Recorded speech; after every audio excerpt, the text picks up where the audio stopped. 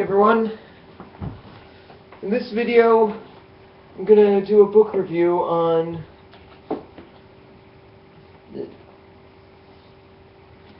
Jesus Through Pagan Eyes. Now, I did a book review on it a while ago, but in the copy I had read was a borrowed copy with someone else's notes and little criticisms in it. And there was someone else who was ranting to me about all these problems with it, so I was kind of reading it that time with other people's opinions on it pushed on me. Not exactly pushed, but kind of those sort of eyes. And I'll start out by talking about how I first heard about the book. I first heard about it from Bishop John Shelby Spong's Facebook page.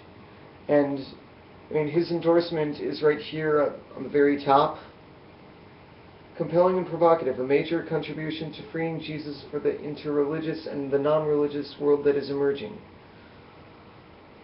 And yeah, and I basically was talking with the person who I ended up borrowing a copy from, saying, oh, there's this book that I heard about called Jesus Through Pagan Eyes, and then he said, oh, I know some of the people who were interviewed for it. I was like, oh, cool. And he then, a little while later, he thought I might be interested in it, and he lent me his copy that he had been asked to read it as a guest reviewer for someone else's blogging page. And so I did, and a little while later on, Reverend Mark Townsend, the author, with a Facebook group, Reverend Mark Townsend basically openly promoted it, and I didn't realize it was him, the author, so I said, oh, I've been reading about it.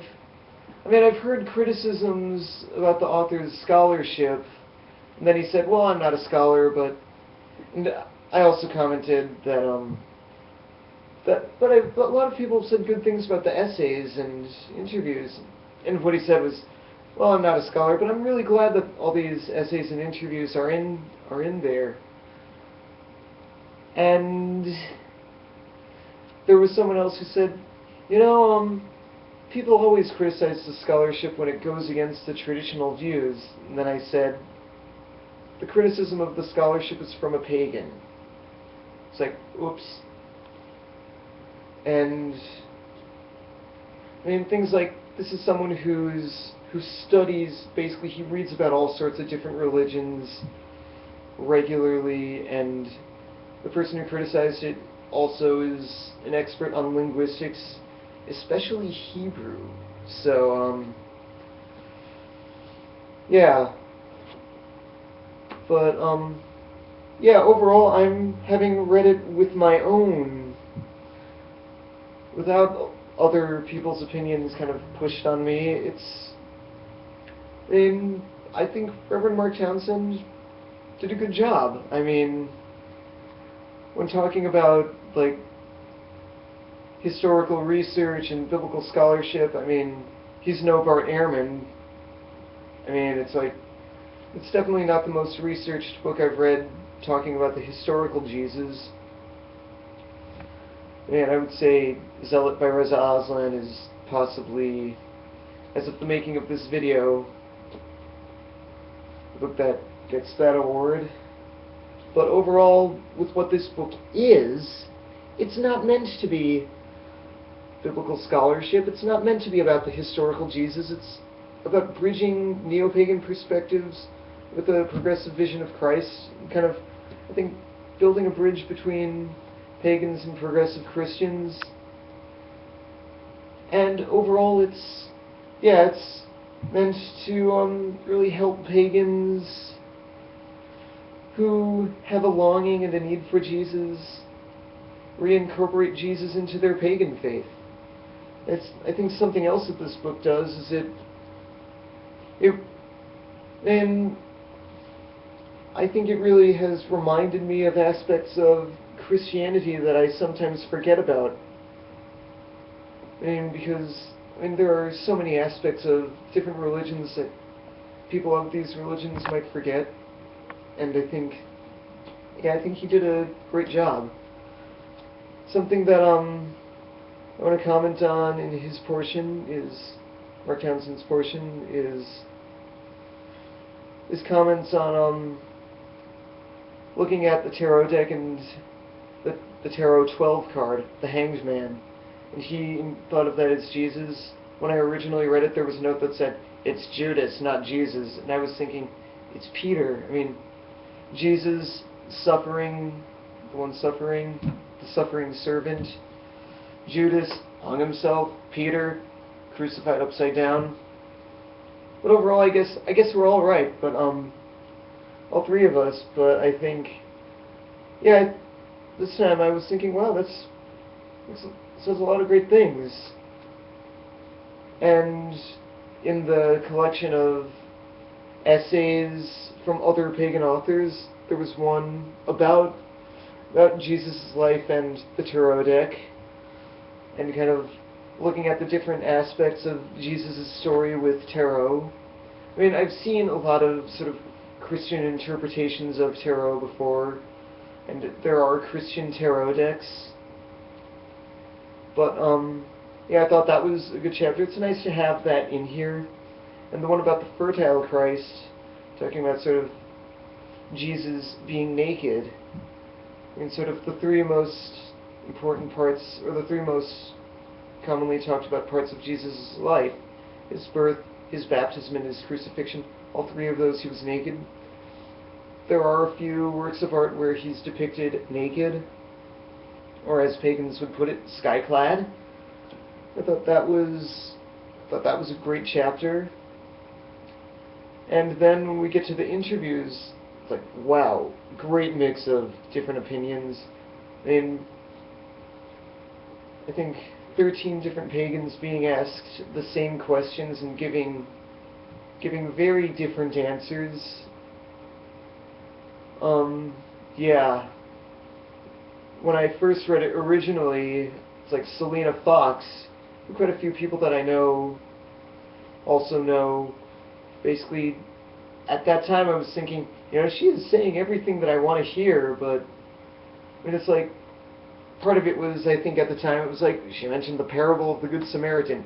Yes, one of my favorite parts, but I mean, a lot of mentions, a lot of them have pointed out just different things, different interpretations of Jesus' teachings, and I think really something that I think all of them have done have really reminded me of certain things that I've taken for granted and forgotten about within my Christian faith. And yeah, overall I think they all have done a great job. I think one chapter that is probably going to be upsetting for many Christians is, hopefully I'm pronouncing his name right, is the interview with Keir Culhane. He basically, his comments are that he talks a lot about the Christians that have, several Christians that had beaten up for being a Wiccan, and talks about some of the hatred that he's received from Christians, and he also talks about how Jesus really has no relevance to him, that what people have found in Jesus, he feels exists within his own version of Wicca, and within other people like Buddha, that he's found all that at other places. And it's definitely sometimes difficult for Christians to look at that, but I think it's also important that we read people talking about Christians, people who have been hurt by our fellow Christians, and also it's discomforting, also sometimes upsetting for Christians to see. I mean, for Christians like myself, Jesus is a central figure in my life, but it sometimes is difficult for us to see others saying Jesus has no relevance for me. But I think in some ways it's maybe important that we see that. And it's, yeah, one of the things that, one of the questions that all of the pagans who were interviewed were asked was, what do you think modern day Christians can learn from Jesus?